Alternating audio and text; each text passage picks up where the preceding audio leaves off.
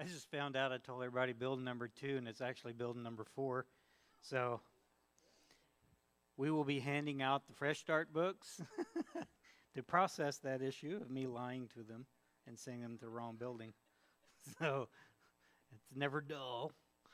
So with tonight, we are teaching a continuation from last week about where is God, and tonight the teaching is what's God doing. Again, all of these things, these difficult questions, difficult things that we go through. Jeremy had a really good testimony about that. The way he was seeing things, the way he was looking at God, the way he was looking at himself. I mean, all of us come from that position that we look at God and we review what's going on around us from our tainted way, our glasses that we have on. And I know I did. I know everybody else, if you're out there and you're human, you do too. But it's interesting. One of the verses that was in the teaching, the follow-on, your homework assignment, was James chapter 1. I want to read that to you real quick before we read our key verse. Because how we approach those two questions, where is God and what's God doing, really depends on our mindset. If we're looking at God through tainted glasses and tainted look from that, then everything's going to be skewed. I wear bifocals, and when I first bought them, how many of you just, whenever you bought bifocals, there was a really bizarre thing that happened when you're trying to do this and refocus, and things just don't look right. That's kind of the way it is when we have these mindsets in our heart that we look at everything and it's all kind of jacked up.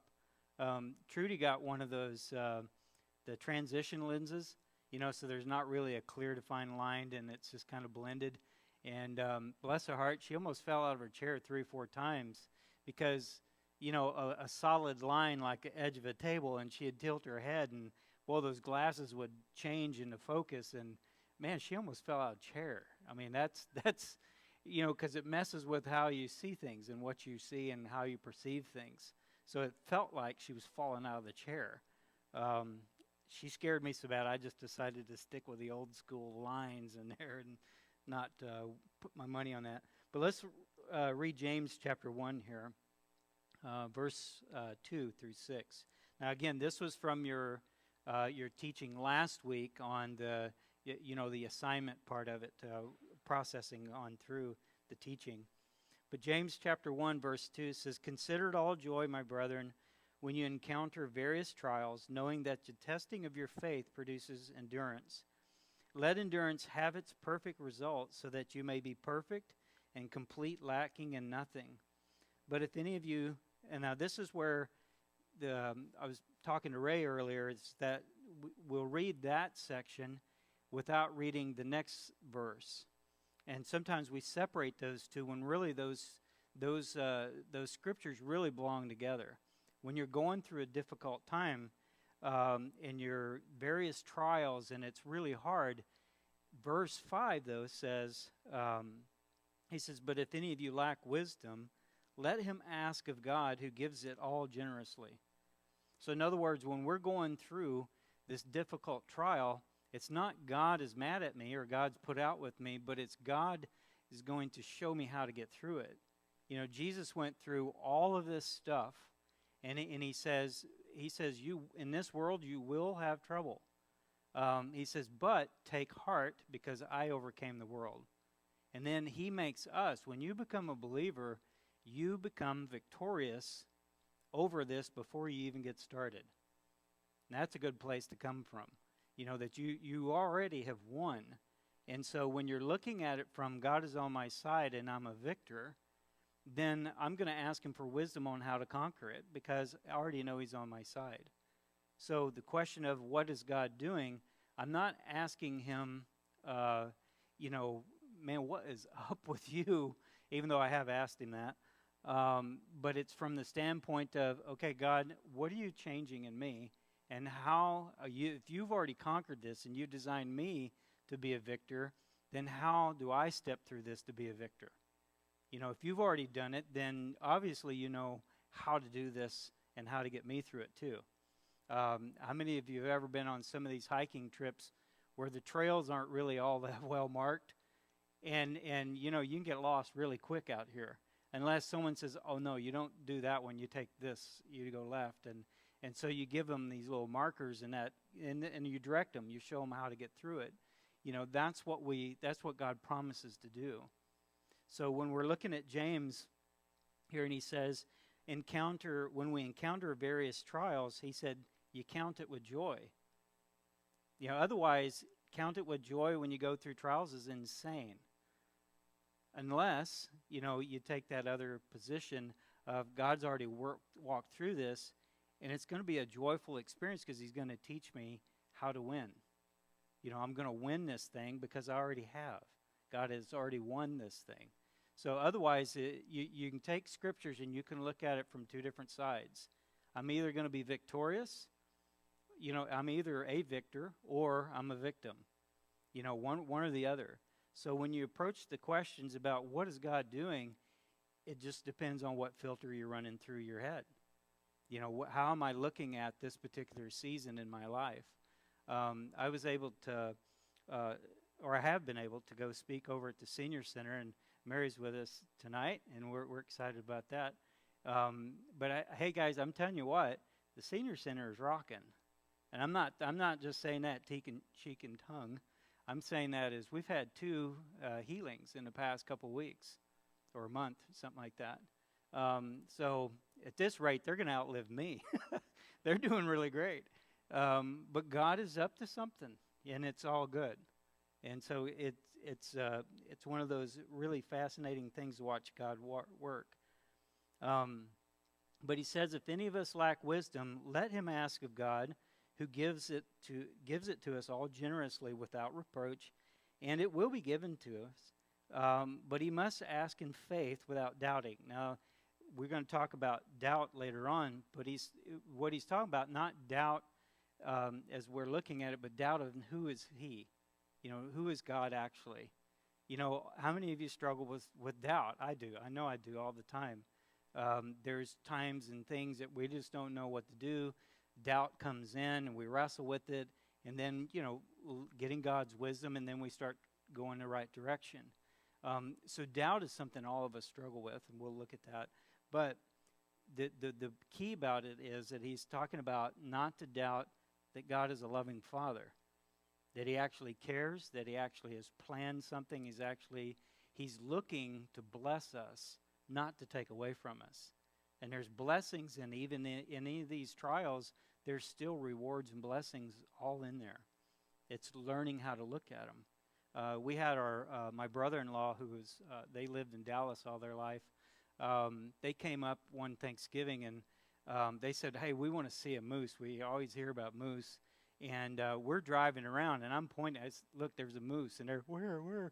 They can't see this 1,100-pound animal standing in the woods. And we're like, it's right there, and we're just driving by, and they're like, well, I don't see one. And so finally, there was one day, and there was no traffic. I just stopped dead in the road and look, right here, follow my finger, look out this, and so they were kind of doing this. And they finally, oh, I see him, because their eyes hadn't been trained to see this animal. I mean, even though he's a big, monstrous thing, as soon as they saw them, guess what happened? After that, they saw moose everywhere. It's like, oh, look, there's one, because then their eyes had been trained. They changed how they were looking. And so God says that he wants to give us that training to show us, how do you look at this situation? You're a victim or you're victorious. Okay, so when we read our key verse here in Isaiah 55, he says, my thoughts are not your thoughts, and my ways are not your ways, declares the Lord. Just as the heavens are higher than the earth, so my ways are higher than your ways, and my thoughts are higher than your thoughts. If you look at that verse from the victim standpoint, it's kind of like God says, I know what I'm doing and you don't. I got all the answers and you don't, nanner. But if you look at it as I'm victorious and I'm his son, then it says, he knows how to get from point A to point B. Jesus already walked this path, so therefore he already knows. In Hebrews, we read last week about we have a great high priest in heaven who he's already been there. He's done that. He's experienced everything that we experience, and yet without fault. He knew where to go, what to do, because he was constantly in contact with the Father. And Jesus says, look, I'm going to give you the same cheat sheet I had. If you stay in that relationship and you stay with that mindset that I am out to bless you, even in crummy situations, then you're going to win. Again, it's always how you look at the situation. You're going to come down on either side of that fence, a victor or a victim. And as we look through here then, he says, my thoughts are higher than your thoughts. Well, then that means he has the answer. That means he's already squared away with it. So when we know how to play the game, it makes it a lot easier. How many of you guys have been victims of your aunts or uncles or cousins or other family members where you go to their house and they say, hey, we want to play this new game.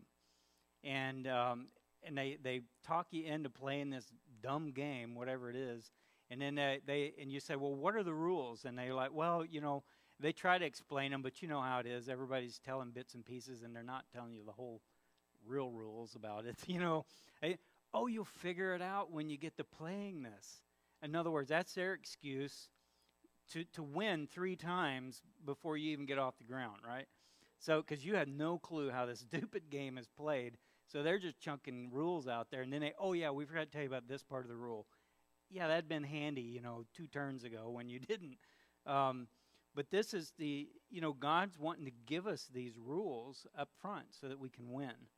He's not trying to hide anything from us. And he's going to give us the rules so that we do know with confidence that we can walk through something and actually win. Not unlike the games that we've been playing lately. My son has introduced us to a new game that I'm still trying to figure out. So I think he's just trying to mess with us. So let's look at point 1 here. It says, seeing what God is doing. And notice in parentheses, it's what's he doing in you? What is he doing inside of you? We're responsible for me. I'm responsible for me. Maybe I need to forgive mom, forgive dad. Maybe I need to forgive some people. But ultimately, I'm responsible for what's going on inside of me. How I act, how I behave, what I'm doing, what I'm not doing. Just like Jeremy said, he could see where he needed to forgive his father and his mother and everything. But ultimately, he knew, no, I made some choices. And that's what it boils down to. What is God changing inside of me? And what does God want to change inside of me? Because he's not done yet. And he won't be done. He's always polishing, always helping me grow and walk in that identity as a victor. Okay? So there's a process. So point A, the perspective, there are times, like Jeremy was sharing, that there are just some instant miracles that happen. God moves in and bam, something's changed. There's something else going on immediately. For me, the drinking and smoking, bam, there was no desire, there was no withdrawal, there was no nothing. I see some poor people trying to quit cigarettes, and they're like gnawing everything. At those 2 things, boom, they were just done. God did an instant miracle and change in my heart in that toward that particular issue. One thing he didn't take away instantly was Copenhagen. That was a hard one because God was doing something in my heart that he wanted to heal something in my heart. The Copenhagen was a side issue. He wanted to change something in here. And that was his catalyst to start using. He said, look, I am here. I'm going to help you. But here, this is something I want you to start digging in your heart and looking through some things. The second, number 2 here, he says, perseverance miracles. Now, these are the ones, I'd rather have the drive-through version of miracles. You just go, put your order in, you get your miracle, and you go on out the door, right? You pay your $5 and whatever, and no taxes, but just pay your $5 and move through. But this is the perseverance miracles where Some things just take a little more time. It doesn't mean that God's not helping you.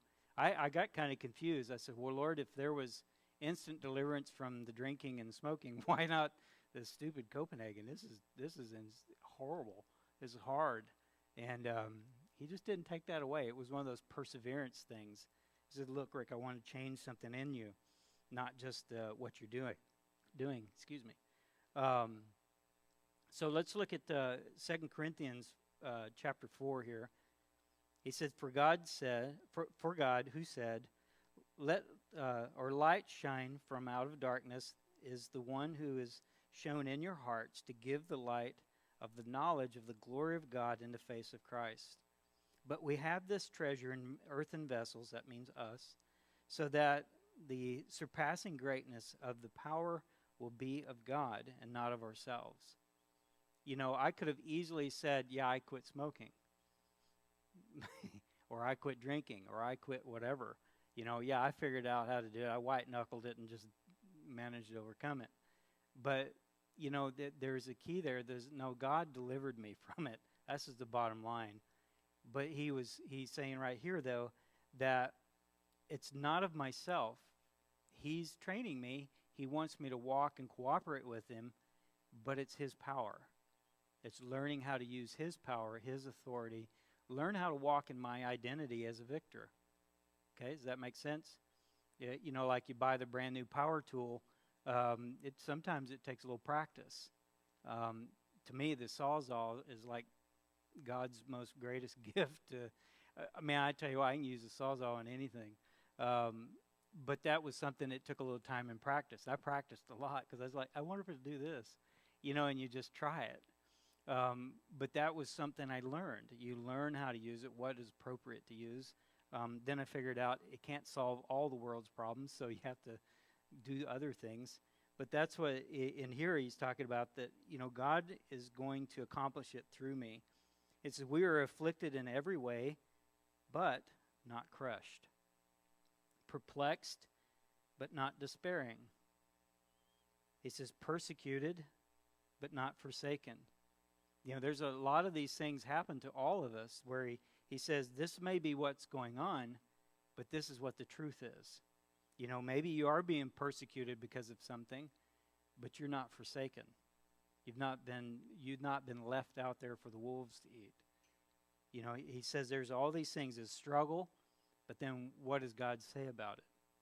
You know, from our identity standpoint, struck down but not destroyed, always carrying about in the body the dying of Jesus, so that the life of Jesus may also be manifested in our body, our vessel.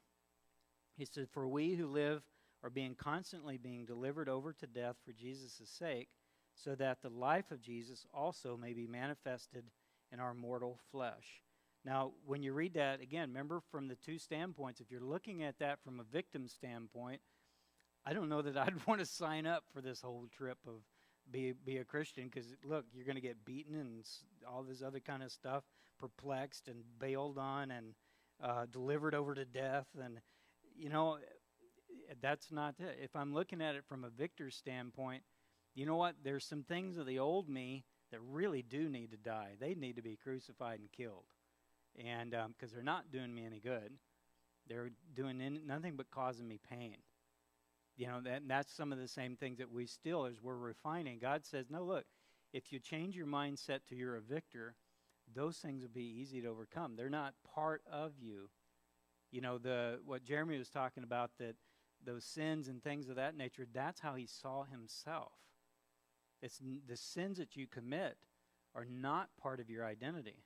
That's not who God says you are. So that's what he's healing in our bodies. It develops, whenever we're going through this process, though, it begins to develop peace that storms can't really uproot. You know, that we see others go through certain things, and it creates faith, and it increases our faith, it increases our perseverance, because we see that they did it, so therefore God has a way for me to do it too. That makes sense? That's why we like sharing the testimonies at the front end, because that creates faith. That begins to say, wow, he was messed up. And, wow, Jeremy really did blow it, but look where he's at now. I mean, all of us have been here, and God wants to take us over here. We can have a victory. We do have victory. Number 2, part B. Get that right. It causes, the perseverance miracles causes us to stretch. It begins to stretch us and change us. That sometimes you feel like the rubber band that's at its limit. Have you ever tried those where you get your brother or your sister? I don't know. For me, it was brothers, where you get the rubber band and you pull it and you see which one's going to, get snapped first. Have you ever done that? Or is that just me and the redneck thing that we grew up with? But you pull it and you just pull it as far as you can, see who's going to chicken out. Because, nobody wants their fingers to get popped, right? Well, sometimes it feels that way. But God says, that we may get stretched. And when we're at that stretching, that's when we start to really examine, what's really going on in my heart. That's, unfortunately, we have to be under that kind of pressure before we begin to examine, hey, why is this thing not working? And we want to exchange our old mindset for God's mindset. How does God see this instead of how do I see it? Does that make sense? We're exchanging my mind. If I get locked up in my mind and my view and my things of that nature, I'll never experience God's freedom of his mind, what he thinks and what he wants to do. Okay, does that make sense? Okay. It's hard to see up here. I think that's why Jeremy I like it down there too, because it's not so blinding. So part C here, it says it helps us to grow and be able to give away.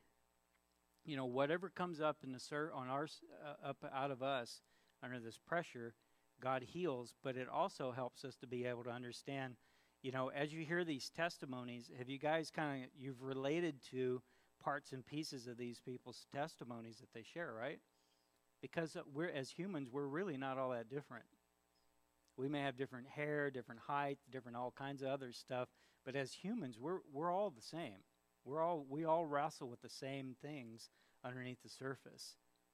And so parts and pieces of Jeremy's story, I can say, yeah, that fits me. I can listen to Leanne's story, and sometimes I can hear parts and pieces, yeah, that fits me. That's how all of us have this heart condition that God is healing, and he wants to take us into a place where not only do we get free, but we begin to be able to share to others. Let's look at part B here with compassion. Life circumstances, they can either pulverize us or they can purify us. The thing is that we get to choose which one it is.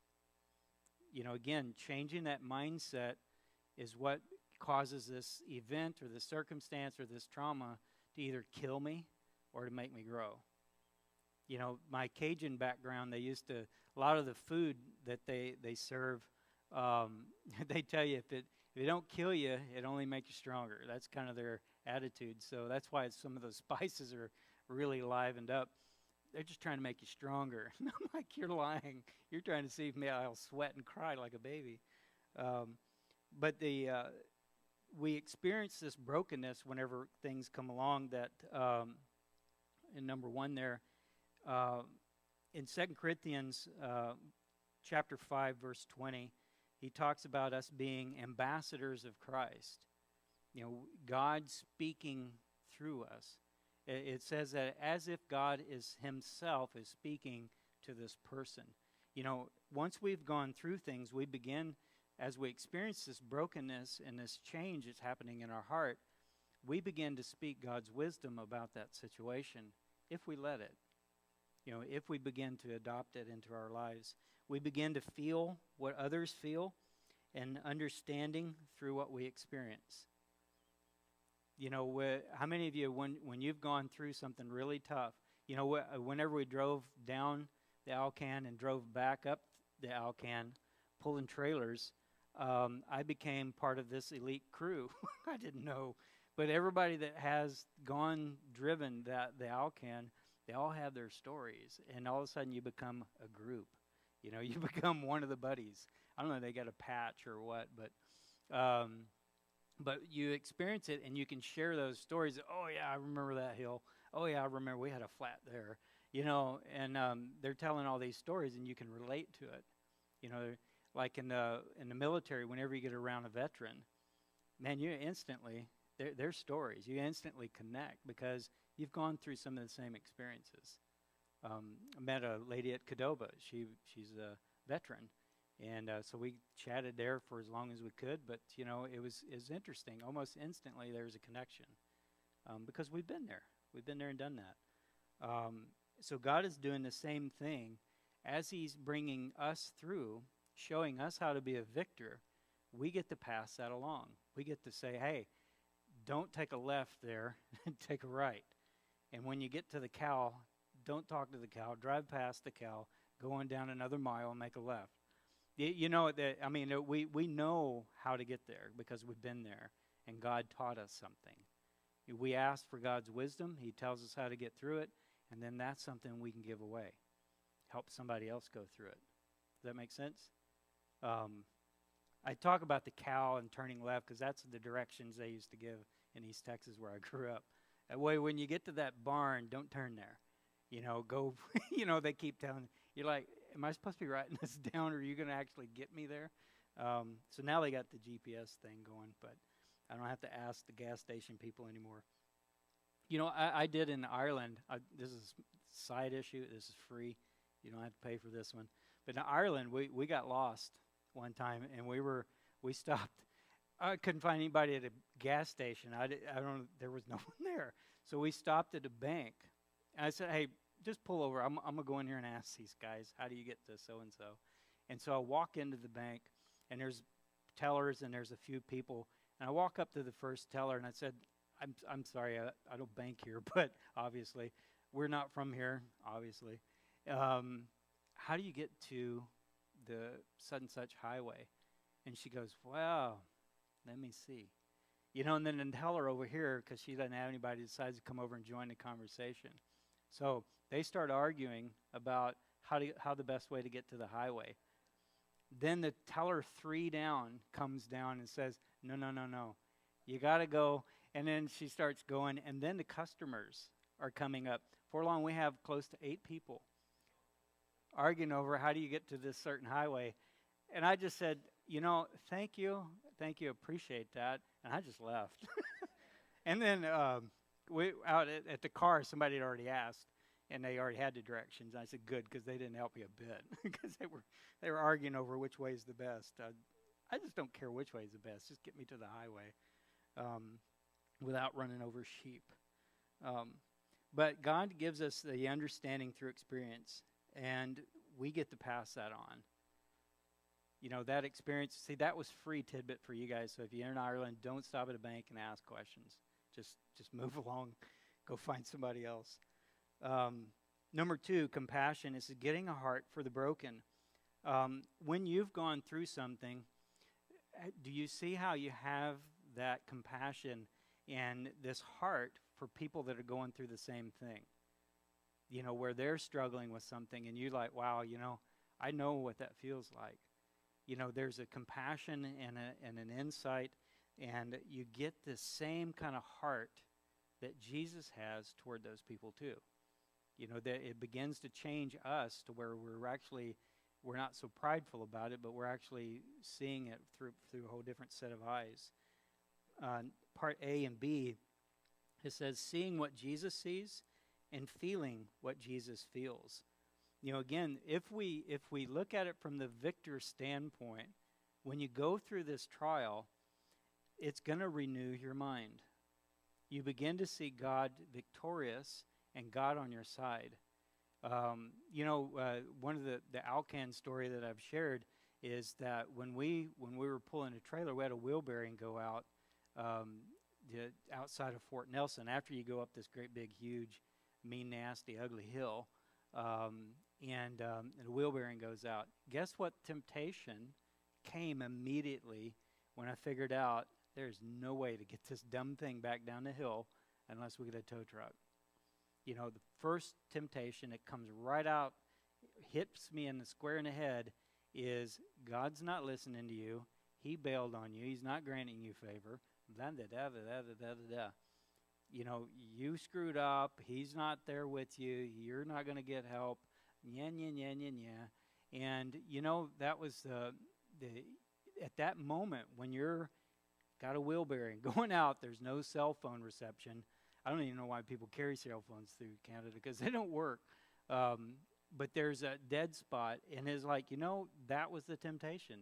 The enemy's not going to play fair. He's not going to try to tempt you to doubt God in a good moment, right? He's going to tempt you when you're going through a tough moment. So that's when it's, Lord, give me wisdom. Let me look at this from a victor standpoint instead of a victim standpoint. Does that make sense? And that's what I was praying while I was trying to figure out what the heck you do with this tire and this wheel bearing, just shortly after, a construction worker said, hey, here's, you can do this and that. And, we found a spot where there was an antenna because the guy told us, hey, if you go up there and you stop right here, you'll get an antenna. So we did. We called. And, man, the doors of favor opened even though we were in a difficult situation. God still worked something really cool. We got the best camping spot at this camping spot right there in Fort Nelson. We got a mechanic that was right next door that was actually really on the ball and was honest, did the work, even did extra work just because he felt bad for us. Because God granted us favor. There was all kinds of things that happened because of that. That God said, look, I didn't bail on you. You guys need to have extra 2 days rest is what you need to do. So God was looking out for us. Even though I didn't see it planning.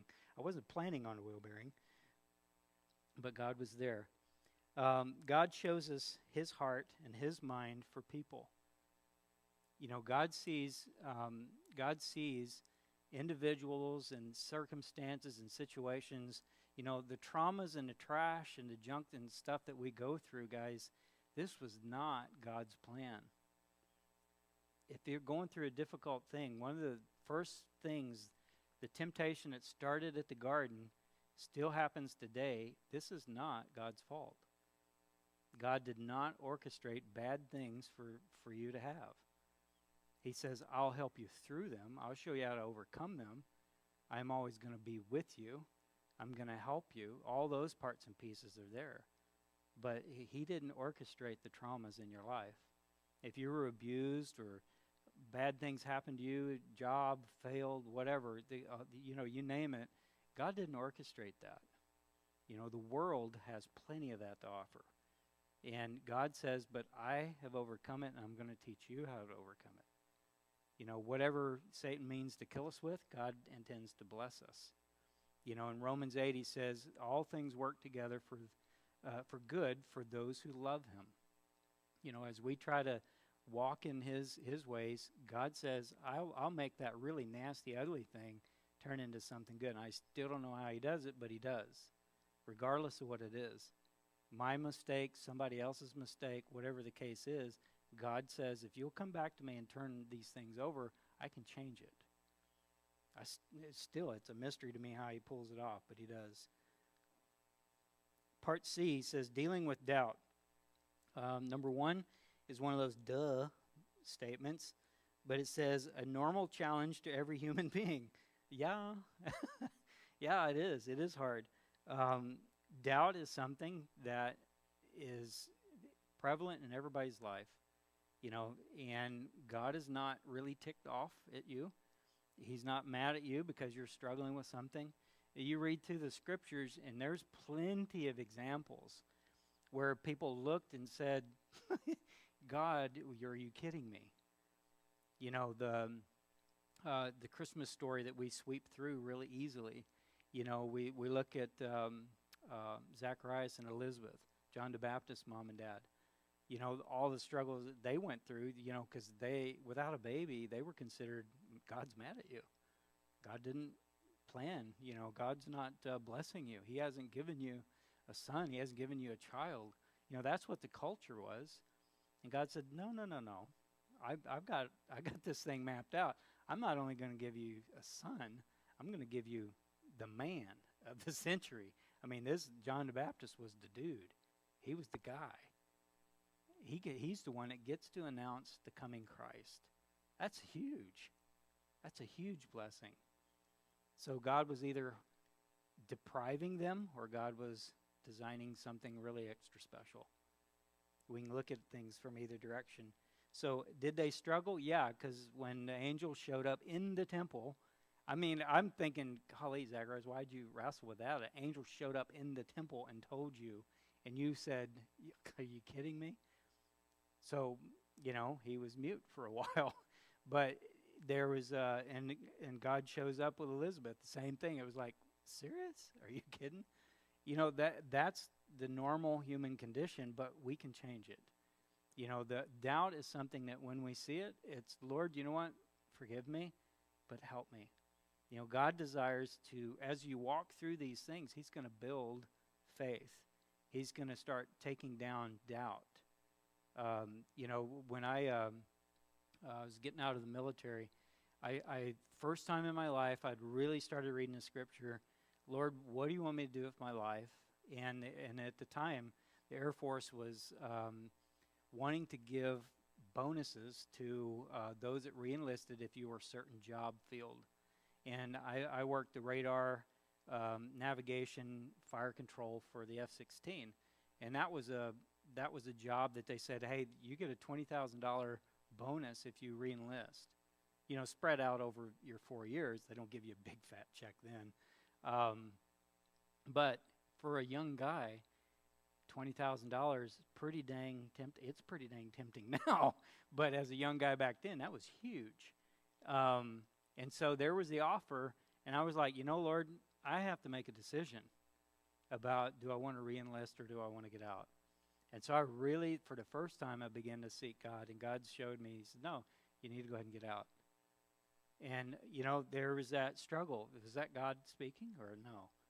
It is $20,000. God, you know how much $20,000 is? As if he didn't. You know how it is when you're wrestling with things like that.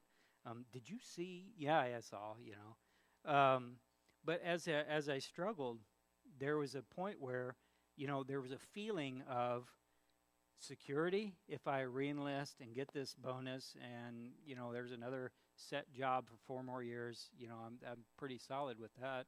But if I get out, who knows? I might get a job, I might not. And I started sending out resumes before I made a decision because I was going to see if something was going to bite. Nothing came through. And I was like, wow, Lord, I really don't know what to do here because this looks like a really sweet deal. And he did. There was a very clear, very solid sense of, you need to go ahead and get out. Got other things planned for you. So I decided I wasn't going to go on my feelings because I was freaking out that get out means no job, staying in means $20,000 and a job. That's what I was thinking. And so I said, what the heck? I'm going to go ahead and try it. I'm going to ignore how I feel, or the doubt. I'm going to make a choice. I'm just going to go ahead and choose and do that. If I'm wrong, I'm wrong. If I'm not, I'm not. And so I chose to, no, I don't want to re-enlist. And they tried to persuade us to go ahead and re-enlist. It was part of the Graham-Rudman bill. I don't know if any of you guys were in the military during the 80s. And so the budget reduction, and so they said, no, okay, you want to get out, that's fine, sign the papers, you can get out. And it turns out that it was part of the budget reduction that the $20,000 was not going to be there. I was just going to re-enlist for 4 years. That's what the bottom line was. The Lord was saying, no, look, I know you don't know this, but you're not going to get your re-enlistment bonus. And so I went ahead and got out. And you know what? I was getting out. My last day on base was Friday.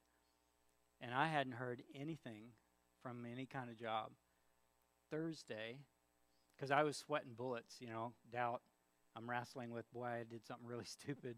Thursday, I get a call from research guys right outside the base gate. I didn't even have to move. And it was a great job for somebody at an entry level going in. And so God said, see, I got it squared away. So Thursday, I heard about the job. Friday, I signed all the papers to get out. Saturday, my car's packed and I moved right outside the front gate because God had already prepared that. So God is teaching us not just to go on that feeling, because our feelings will go all over the map, right? 1 minute you can be here, 1 minute you can be there. Some minutes we're in between, and it vacillates back and forth. Have you guys ever been on the emotion roller coaster thing? Something comes along and it's just like, and then something else happens and down into the other side. So look, I did not get on that roller coaster. I did not want to give my tickets to that. But choosing to live by, what does God say? Not what I feel. Sometimes when our feelings are in it and we're all excited, it's pretty easy to jump out of an airplane, isn't it? If your feelings are there and you're just all excited and, man, I'll go and do anything for God, and we can jump out there and it's pretty easy to follow him. But sometimes it's kind of quiet. And sometimes it's just a choice that God has said, and so do. He's building faith in us. So when we're doubting about what God is doing, if you come at it from that position of being a victor, then there's no way I can screw up. If I'm praying and I'm asking God, he's going to show me. And sometimes those decisions seem absolutely ridiculous. But if I know God has said, and I'm a victor, I'm going to be able to step out. I've even seen where even making mistakes, praying, and he's still making mistakes, but you know what? God is still there. He still doesn't bail on us. He didn't say, geez, you blew it again. You weren't listening. He didn't do any of that. He's like, hey, look, it's okay. Here's what we modify. Here's what we change. And then he gets us back on track again, right? Because I've made plenty of those mistakes too. So part 2 here, benefits of the struggle, because I want to see the dividends of going through something like that. You get to experience God's presence. Psalm 34:18 says, the Lord is near to the brokenhearted, and he saves those who are crushed in spirit. Many are the afflictions of the righteous, but the Lord delivers him out of all of them. He said there are many things can come along, even when you're doing everything right. There can be difficult things that come along. And he says, but he will deliver us out of all of them. All means all. In Hebrew or Greek, all means all. And that's in English, any version. He says he's going to be close to us and he will deliver us. That's just the bottom line. Luke 6:20 through 23, basically talking about blessed are those, and it goes through that whole list of different things, but he said we're blessed, period. We're his children, we're blessed. And he is going to bless us, he is going to show us, he is going to be there for us. And sometimes, that we model we get to model God to people that might not ever see him, that might not ever experience him, might not ever even come inside the church. That's fine. They need to see God where God is real. God is out there and he's very present. Going back to the Air Force days, what got me turned around was I had this friend of mine that he walked what he believed. He was true to what he believed. People called him gay because he didn't go out to the bars and chase women. People said all kinds of things about him. But you know what? I saw him. It didn't faze him a bit. I think they were just jealous because he was a good-looking guy. But he walked what he believed. And, he never whipped out a Bible verse on me. He never hit me over the head with any kind of scripture or nothing like that. He just walked it. And I knew there's something different about this guy. And he's got something I want. And then I had to chase him down and try to figure out what it was. But I got to talking to him, got to knowing him, and I figured out that's what it is. It's God. And he had that picture. He knew who God was, and he knew who he was. And so he walked with that confidence. And, that's what makes the difference in people's lives is they want to see, can God help you overcome something? Did God ever help you figure out how to do this thing called marriage? Did God ever help you figure out how to win over whatever the case is, whatever the thing was that we're struggling with. I don't think it was any mistake that God sends individuals in people's lives to help them see that, yes, you can overcome this or that or whatever it is. Because God changes that and God shows people. I want to read this was a verse that the Lord gave me, and I shared with the Senior Center. This is in Isaiah 35, and this is a powerful verse that, at first it sounds like God is just being poetic and whatnot, but when you're reading through some of these prophetic books, like Isaiah as a prophet, when you're reading through some of these prophetic books, you look at it in symbolism, more of that in that nature. You look at it through those eyes instead of extreme literal, okay? So I want you to listen to this in Isaiah 35, verse 1 through 3. He said, "The wilderness and the desert will be glad, and the Arabah," which that particular region, any of you been to Israel or seen pictures? Yeah, Gary did. And there's some places that I'm telling you, it is as dry. There is nothing growing. And I mean, this particular area, it was dead. There ain't nothing growing there. I still don't know how those sheep, the herders and the shepherds, I don't know how they feed those animals because it just doesn't look like there's anything growing. But it's just barren and desolate. And so he says that the wilderness and the desert and the Arabah will rejoice and blossom. So when you look at the context of this is a desert, and it's going to actually blossom flowers. Have you guys ever seen those videos of pictures of a desert before, and then they got the rain? It happens like once every 20 years or something like that, and rain will come in and rain, and bam, flowers shoot up everywhere. He's like, how did that get there? I didn't see that there. There's nothing but dirt. But they was waiting for rain. And that's kind of what this region is like. He says, they will rejoice and blossom.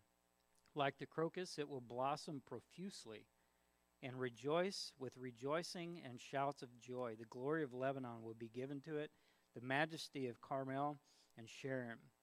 The Carmel and Sharon, those are really beautiful places. Lots of vegetation, you can grow stuff. He's comparing the two there. He says that they will see the glory of the Lord. The desert, the wilderness, those places will see the glory of the Lord, the majesty of our God. And then he says, a real important verse, he says, encourage the exhausted, strengthen the feeble. That's what the world has to offer. That's what the world gives us, feeble, exhaustion, negative, bad things. That's what the world gives us. But he says here, though, he said, these places will rejoice. Why will they rejoice? Because we're the water that goes into these areas. We're the water for people out there. There's at that time in my life, I was all upside down, didn't know what to do. And then Greg comes along, and he's showing me what Christ is like through his words and actions. And that caused me to blossom. That caused me to wake up. There's people in your lives that, guess what? Whatever you walked through, God wants you to give that away to people around you. You are an ambassador. As God gives you wisdom on how to walk through something and how to process something, you give that away to someone else. And they blossom. They begin to grow. In verse 5 of that particular chapter, he says, then the eyes of the blind will be opened, that they'll be able to see. They'll all of a sudden have revelation about, wow, I did not know that's who God is. I did not know that there was answers to this. He says, and the ears of the deaf will be unstopped. They'll be able to hear. They'll be able to understand. They'll be able to know, finally, that there's somebody that's actually lived through this thing, and God had the answer. That's part of the purpose, that as we're walking through these things and we grow from them, man, we're walking water to them. A dry desert all of a sudden gets water. So grappling with the mystery, He says, taking your pain to God. Um, Psalm 13, I think anybody here could have written this. I don't know why David was so special. I mean, he got to write it, but all of us could have written 13. He says, how long will you forget me? How long will you hide your face from me? Must I make decisions alone? Will my enemy triumph over me? You know, how many of you have been there? I mean, that's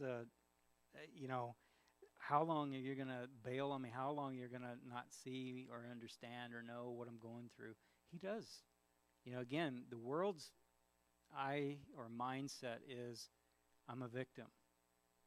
So God is not on my side. But if I approach it from the other side, this is a normal response that's maybe what I feel, and that's maybe what the circumstances look like in front of me. And as Gary shared about the butts, clever. I'm going to share that one Sunday morning somewhere, you know, a country that I'm not ever going to go back to, so that I can just see if it flies there or not. I want to go to Scotland because that's where half of my family are from. I know I can share it there. They like those kind of jokes. But, you know, that there's God's changing those things in us, but there sometimes can be those wrestling matches. You know, what we're feeling. You know, one of the biggest breakthroughs for me was when I was finally honest with God. When I finally shared with him, God, this is how I feel. I mean, it's not like he can't see that it's in there already. You know, it's like, you know, hiding or something, trying to put a lid over it. It's not like he can't see it. He sees everything in there. But I finally had to open up and be honest with him. You know, as you read through a lot of these scriptures, you can see where they voice that, and they're just angry or confused or fearful or whatever. But you always see him bring it back around to, but God, I know these things are true about you, though. This is how I'm feeling. You know, this is what I'm going through. But I know because of your track record, this is what happens. You can cause these things to happen. You've always been there, and you can change these things. You know, they always bring it back around. And so as we voice these, you know, one thing God said to me once he said, Rick, you believe that I've rejected you. And for the first time in my life, I had to say, you know what? Yeah, I do. There it is. That's how I feel. And I just shared it with him. And he didn't hit me with lightning. I was shocked. Shocked in here, not shocked from lightning. But I was shocked that nothing happened. I was shocked that it wasn't that he didn't get really ticked off and smack me. I didn't have a flat tire the next day because I shared that with him.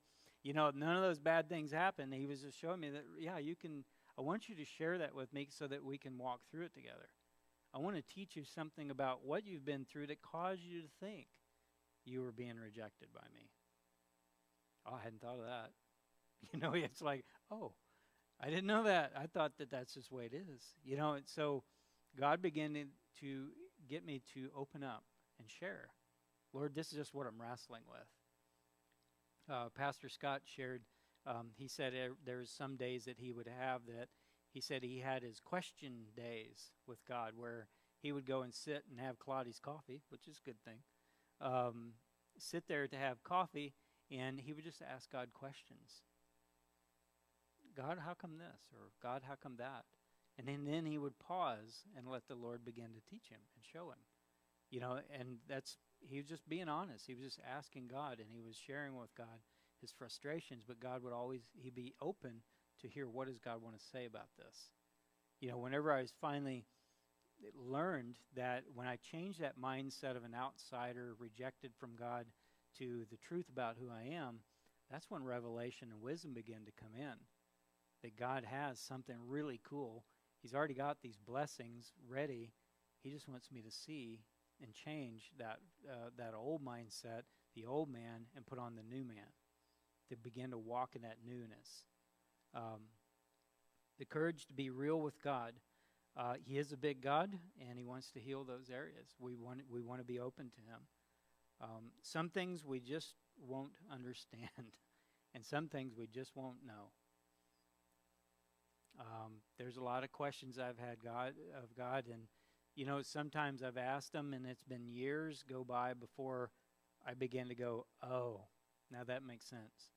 But there's some things that I think that I ask God or I struggle with that I might not really fully get. It's kind of like if I try to teach Joseph, who absolutely hates math, try to teach him college level trigonometry, college level physics. It just is not going to land, is it? That's the airplane that diverts and goes to a whole nother airport. It's not going to land with Joseph. And not only that, he don't care if the plane lands. He does not care about the math or physics or any of that other kind of stuff. It's just not fun, so why are we doing it? That's where he's at. But, there's some things that they're going to divert, and we're just not going to get it. But I do believe that God wants to show his character and his nature and being faithful and taking care of me even if I don't get it. He still wants to walk me and still be with me and help me grasp and walk through something. That's where sometimes I have to go not with my feelings, but what God says. He just says turn left, and I just turn left. How many of you guys have the backseat driver that says, why'd you turn there? It's shorter if you go over here. You guys have that? You can process that later, but just throw that out there for something you can do in your books later on. But that's just what we do. It's some things we just don't understand. And God says, look, I'm never going to leave you. I'm not going to mislead you. I'm going to show you. I'm going to teach you where to go. So as we grapple with some of those mysteries, those questions will come up. But you know what? Be honest with God and just share them. Lord, right now I'm freaking out because you're asking me to do this, or you're showing me to do that. God, I've always depended on bitterness and anger to get me through something. Lord, I've always depended on doing this or that or this old way of doing things. So you're telling me not to do it? There's going to be things that he's challenging us on to help us to step out. And we may not be perfect when we do it the first go around either. And God's committed to helping us and teaching us. It's like your toddler. If you guys have had toddlers, there's where they finally roll over once, and then they kind of scoot and they sit themselves up, or they pull themselves up on the table and they fall down. Did you chew them out because they fell down? No, they're just learning how to do this thing, right? They're learning how to get their balance, and they kind of tilt and they wobble, and and we're cheering and clapping, and the babies are like, I'm just trying to get over here. What are you guys are being weird? I just want to get to the toy. They don't fully understand, but we're seeing them learn how to walk and learn how to develop their personality, and that's one of the joys of parenting until they get too fast, and then we got to buy baby gates. But God is always going to be there, even when we fall. He's always going to encourage, and so as we're wrestling through those things, he says, hey, if you lack wisdom, come. I want to teach you. I want to show you how to do that. I want to show you how to pull up on the table without hitting your head. I mean, he's not embarrassed. That's where we're at. He wants to teach us. That make sense? Okay. So the application page, it says, in gaining this perspective on what you're facing, what role do you believe you will play in seeing God work a perseverance miracle in your life? What kind of situation that you're struggling with right now that the tendency is to go back to that old mindset that I'm a victim? I'm not asking you to share that, but you write it down, whatever it is that you're struggling with, and something you just don't know how to fix. You just don't know how to get your hands on to make it go the right direction. What is it that you're struggling with? And that's what you want to look in these books. How, Lord, I want to process through this. I want to lay all these questions out there, and I want to learn from you. How do we walk through this thing? The Lord's teaching me how to overcome rejection, and I played with it, and I prayed, and I wrestled, and eventually it got to where the Lord just gave me that revelation. Is like, look, rejection is not about you. It's about them. It's their issue, not your issue. That changed the whole thing. I thought I was the one screwed up. That's why they were rejecting me. And the Lord would show me, no. You did it. Even if you did everything perfect, they're going to reject you because it's in them. It's their issue, not yours. And I was like, I hadn't thought of that. That was a light bulb moment. But God wants to give us all those light bulb moments. He says, hey, whatever you're wrestling with, come, and I'm going to teach you how to walk through it. And so he says, what new perspective? I want you to start looking at, again, if you have to get a piece of paper and on one side write, I'm a victor, or right on the other side, draw a line down the middle and, little columns.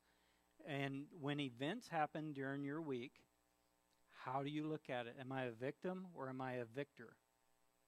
And start looking at life circumstances are going to come along, and I guarantee they will, because welcome to the planet Earth. That's just what it does. So circumstances are going to come along your way. I want you to stop and pause and have that sheet of paper. Okay, when Gary got mad at me and Gary said this about me, how did I look at it? I'm a victim or I'm a victor? Am I an ambassador in this situation, or am I going to crawl in a hole or get mad and throw rocks at him? There's that line. We can look at any situation, supervisor at work, church situations, family. We got all kinds of experiments going on in our families, don't we?